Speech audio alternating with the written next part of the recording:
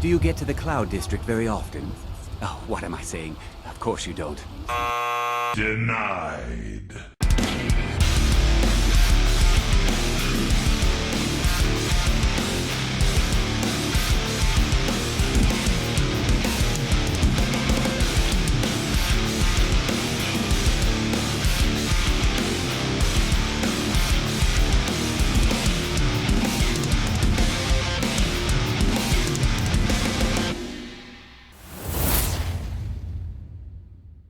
Hey guys, Mike the Gaming Dad here and welcome back to the channel. If you saw my first video you will have seen I ranked Bretons as my top race. Today's video is going to be part 1 of a 2-part series where I showcase my favourite builds for the Bretons. In part 1 we will cover off the Battlemage, so let's get into it. I reckon a Battlemage needs to bulk up. He's walking around in heavy armour all day, so yeah, this'll do. He's a bit too clean though. Whoa, okay, now he's definitely sold his soul out to Dormammu. Just fix his nose here. Not really sure what I'm doing, but where did his eyes go? This is weird. Okay, that's even worse. Now he's possessed. Abort, abort. Okay, that's better. He definitely needs a better beard though. None of these look right. There we go. Like if Hulk Hogan was a Breton. Okay, yeah, he's ready now. Let's name him Bruce. So first off you want to take this heavy armour here. Sorry Ralof, we need to level 1-handed on your back. Take that to level 47 to level up and get 6 perk points. Put 3 into Armsman, 1 into Fighting Stance, 1 into Heavy Armour and 1 into Alchemist. Then we will take the Warrior Stone first of all because our primary weapon will be one-handed, magic will take over later. Then head over near Anis's cabin and pick up the Flawless Emerald.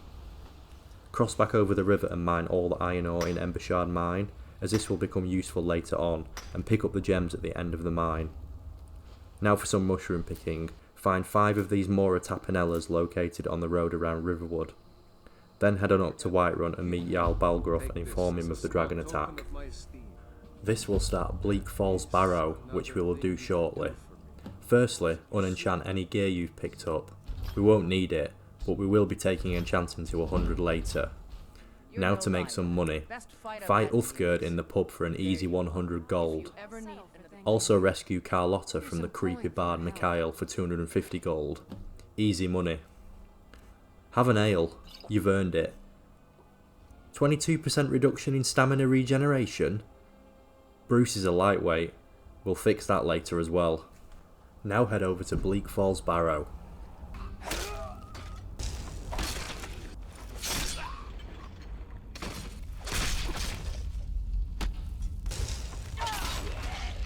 You get the idea. Towards the end of the dungeon make sure you pick up these glowing mushrooms, we will need them later on. There's quite a few in here so just collect them all. Continue through the dungeon, at the end pick up the Dragonstone, which we can return to the wizard in Whiterun. Look at this helmet I found in the chest, I can't even see in this thing. Oh yeah, walk straight into a wall. Okay, we'll wear this. You should be around level 10 now, which means this courier will give you a letter from the Jarl of Falkreath. We'll be heading there later, but not just yet. Instead, go into the Riverwood Trader and return Lucan's Golden Claw. You found it! There it is! Strange. It seems smaller than I remember. You sound like my wife. Congratulations, you've just cleared your first dungeon. I think this calls for more beer. You can find a load in the barrels outside Honningbrew Meadery. We will drink all of these. Only an 18% reduction in stamina regeneration. Bruce can handle his ale better. Now let's run back to Whiterun and see if we throw up. Return the Dragonstone and fight the dragon and you'll be named Thane of Whiterun, when you will gain Lydia. Now buy your first house in Whiterun. Don't worry about furnishing it just yet, unless you have the gold. We only need this to store smithing materials and so we can marry Lydia. Wait, what? First things first, buy the Soul Trap spell off Farengar. We're also going to buy these lightning spells as we'll be focusing on shock magic in this build. One day, Nazim. One day. Kill a bandit outside somewhere and repeatedly cast Soul Trap on the body to level Conjuration really quickly. If you want to speed this up, put 2 perk points into Novice and Apprentice Conjuration to reduce the cost of the spell. Now spam up to level 75, This is so we can get the Storm Atronach spell later. Now that's done, head up to Halted Stream Mine, northwest of Whiterun, just here on the map. Get your pickaxe out again, there's a whole lot of iron ore in this location and we need all of it, so get to work. Head back to Whiterun and find the coachman, Bjorlum. Hire him to take you to Riften. Outside Riften, go mushroom hunting again, this time for Scaly Philotia. Collect 3 of these. Now go into Riften and head to the Temple of Mara. Speak to Dinya to start the Book of Love quest. On the way to completing that quest, head to this area of the map located north of Riften, south of Windhelm. Here we want to collect the creep cluster plants. We need 3 of these in total. They are a lot easier to see in the day, by the way. Now continue to the first town and carry on with the Book of Love quest, which requires us to unite 3 couples together across Skyrim.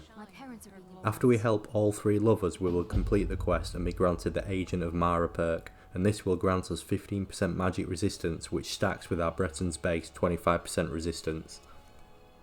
As part of this quest, you will also be given an Amulet of Mara. Wear this and any NPC in-game you are able to marry will ask you about it. You should have a new dialogue option. Interested in me, are you? Are you interested in me? It's settled then. Choose this and in 2 sentences we will be arranging our wedding. Now speak to Maramel at the Temple of Mara and you will have to attend your wedding ceremony the next day.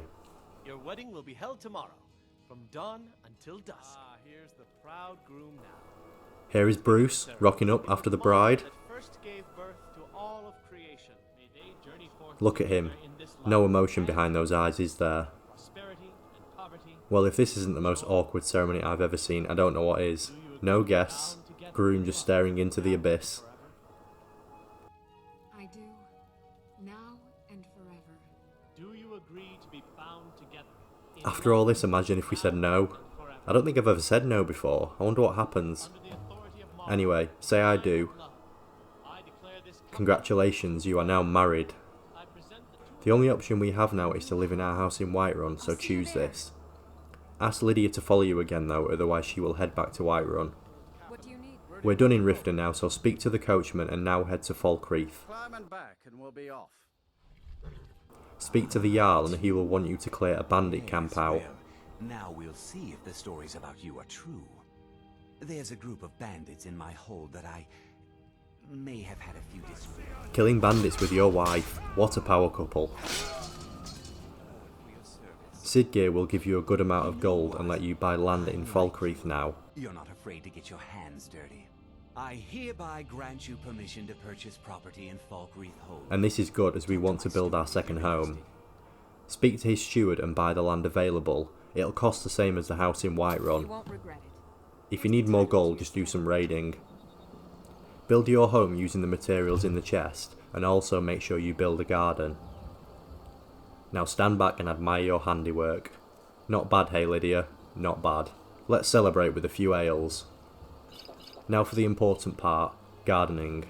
Plant 3 creep cluster, 3 scaly philotia, and 5 mora tapinella in the fertile soil. It has to be this number as this will provide us with 15 of each ingredient every time. Head inside your new house and wait 3 days. This is because every 3 days you can collect your plants. Now for the grind. You want to keep repeating this until you have about 350 to 400 of these. This should be enough to get alchemy all the way to 100. The creep cluster can be a pain to pick up though, you have to hover above it like this. Now that we are grinding the ingredients, every 10 days head to Markarth. You will have already been here to speak to Calcemo in part 2 of the Book of Love quest.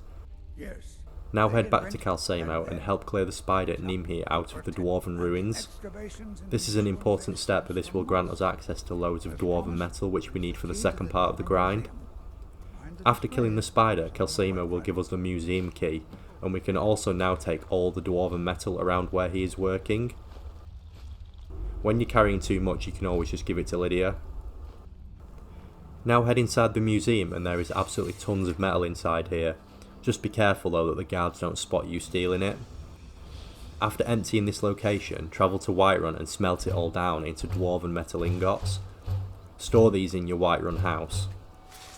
Now you just want to rinse and repeat. Every 3 days collect your ingredients in your Falkreath garden, and every 10 days return to Calcemo to collect your Dwarven metal. Don't enter Markoth before 10 days though, otherwise the metal won't respawn. As well as the 350 to 400 ingredients, you'll need approximately 450 to 500 Dwarven metal ingots. Sorry Lydia, carry all this stolen metal for me. After you have completed this, head to the Standing Stones and collect the Thief Stone, and then go sleep in Whiterun. The Thief Stone improves your alchemy skill by 20% more, and the Lover's Comfort perk from sleeping in a bed with your spouse by a further 15%. Now to make potions using those 3 ingredients. Lots of them. All the way to 100 alchemy. I'll put all the skill points I use into the video description. This is probably the longest part of the grind, so celebrate with a few ales. Now to make some money. Sell all your potions to anyone that will have them. The shop in Whiterun is a good place to start though. What I recommend doing is at the same time buy any iron ore from him and any filled, common, lesser or petty soul gems, not the empty ones, as we'll need these later. When you're done, save your game, attack him and reload as shown here, and this will reset his inventory. Now just repeat, selling potions and buy any iron ore and soul gems. Go back and get the warrior stone and sleep, and now smelt all the iron ore down into ingots, and craft these into iron daggers. We want to get to level 30, but you can craft around 240 daggers in total if you want, as we'll need these to level enchanting later.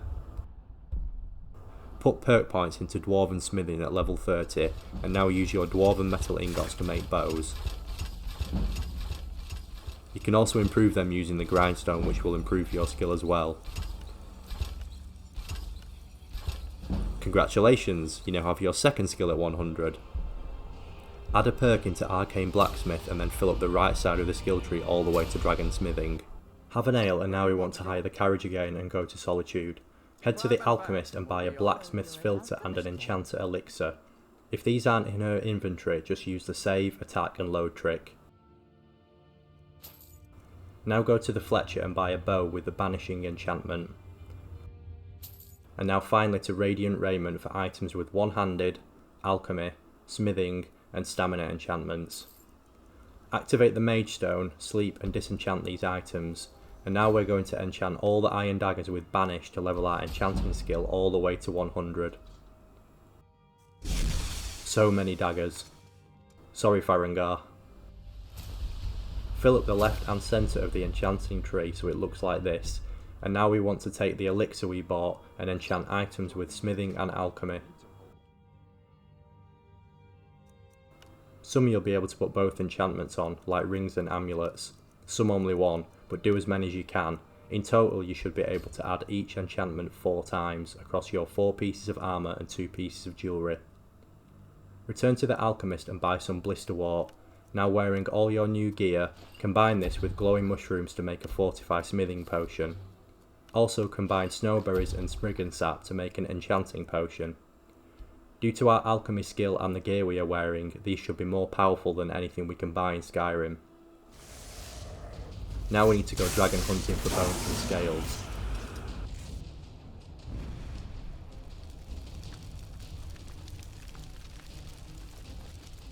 Gather about 15 or so of these and head back to Whiterun to craft a dragon bone mace and dragon plate armour. The insulated versions are slightly better. Take a smithing potion and improve these. Now you will have a legendary quality weapon and armour. Before we enchant our new gear, there is one more enchantment we need to get. Take the carriage over to Windhelm and here talk to one of the boat captains and pay him to take you to Solstheim. Well, here we are. Welcome to Ravenrock. Just be careful here. I love this intro to this location with the boat coming into the dock. Head south of the city and help Captain Valeth fight off these creepy looking ash spawns. He will ask us to head east to Fort Frostmouth to kill someone called General Falks. There's a nice treasure room in here with a boatload of ale, mead and cyrodiilic brandy. Definitely taking all of this. Mad party back at BRETON when all of this is over. Now kill the general and pick up his weapon, the Champion's Cudgel. This has the enchantment we need. I think it's the most powerful weapon enchantment in the game, or it used to be. Let me know in the comments if there are any others in the Anniversary Edition that are more powerful. Now we have this weapon, we can go back to Skyrim. You know the drill by now. Disenchant it and learn the enchantment, and now drink your potion. We want to enchant all of our Dragonbone gear. First put chaos and shock damage on the mace. Only use grand or black soul gems now, by the way. You want to put one-handed and stamina on the boots. Fortify destruction and conjuration on the chest. Fortify magic and one-handed on the gauntlets. Fortify destruction and magicka on the helmet. And finally fortify destruction and one-handed on the amulet and ring. Now we can level our destruction magic up. Head north to this location, Hobbs Fall Cave. Fight your way through here, killing the skeletons and necromancers. They all use frost magic, which can be annoying. In one of the rooms you'll find this ancient tome chest, which contains a load of spells. And the one we are looking for is this one, Unbound in Storms. Now head to Winterhold and join the college. I think you'll be a superb addition to the college. Welcome. Equip your fancy new armour, cast the Unbounded Storm spell and fast travel right across the map. This will instantly level destruction to the max, or in my case to 99. Okay, just repeat that.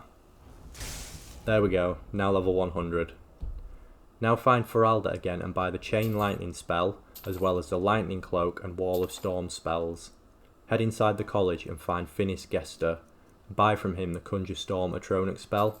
Only 2 more steps to go, guys. Now get the Lord Stone for 25% more magic resistance. We should now have 65% across the Breton's base resistance, Agent of Mara perk and the Lord Stone. And now for the final task, a few potions that will take this build even further. Ectoplasm and Glow Dust creates a fortified destruction potion. Thistle Branch and Whitecap a fortified heavy armour potion. Canis Root and Hawk Feathers a fortified one-handed potion. And Hargraven Feathers and Void Salts a weakness to shock poison. And now the build is ready.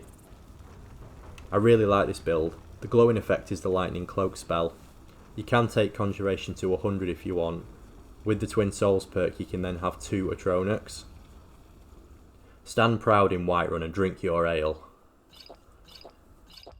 Should we take him for a spin? Let's just check the difficulty set to Legendary. Yes. Right, let's do this. That spell looks dangerous. Keep your distance. Denied.